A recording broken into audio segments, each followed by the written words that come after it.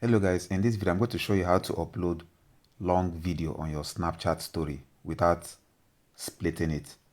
So by default, if you want to upload video on your Snapchat story that is more than 10 seconds, Snapchat is going to automatically split those videos in segments.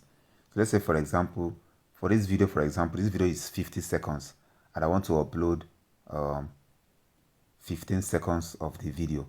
And if I click on send to story, Snapchat is going to split those video in two places. As you can see right here.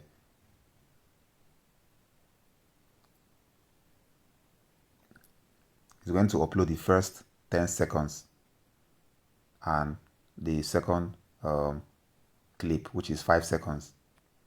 So if you don't want something like this, I want to show you how to do that. So first of all, go to your gallery, navigate where you kept the video in your gallery and use the share button. Click on share. Now click on Snapchat. From here, just click on stories at the bottom. It's going to upload the full video to your story.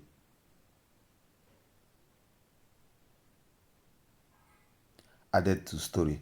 As you can see right here, it didn't split the video. It uploads the 50 seconds video just in one story.